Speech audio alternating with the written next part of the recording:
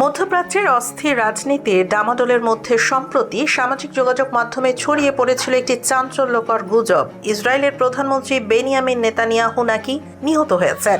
অনলাইনে দাবি করা হয়েছিল সাম্প্রতিক এক ভাষণে তার হাতে 6টি আঙ্গুল দেখা গেছে, যা থেকে অনেকে সিদ্ধান্ত নিয়েছিলেন যে ভিডিওটি এআই এর মাধ্যমে তৈরি, আর এর থেকেই শুরু হয় তার মৃত্যুর গুঞ্জন।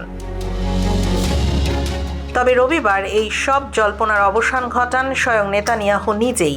নিজের এক্স হ্যান্ডেলে একটি ভিডিও পোস্ট করে তিনি দেখান যে তিনি সম্পূর্ণ সুস্থ আছেন। কফি শপে কফি কেনার সময় করা এই ভিডিওতে তাকে বেশ হাস্যোজ্জ্বল দেখাচ্ছিল।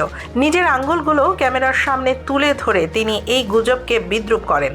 কফির ক্যালোরি নিয়ে রসিকতাও করার পাশাপাশি তিনি স্পষ্ট করে দেন যে ইরান এবং লেবাননে ইসরায়েলের সামরিক অভিযান কোনোভাবেই থামছে না।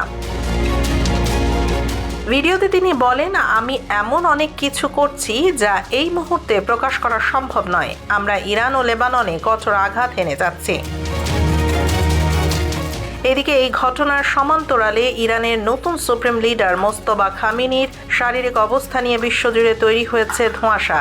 মার্কিন দূত মাইক ওয়ালস জানিয়েছে, মোস্তফা খামেনির বেঁচে থাকা বা দেশে পরিচালনার সক্ষমতা নিয়ে যথেষ্ট সংশয় রয়েছে।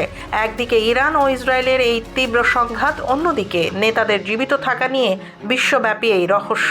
সব মিলিয়ে মধ্যপ্রাচ্যের পরিস্থিতি এখন এক অনিশ্চিত মোড় নিয়েছে।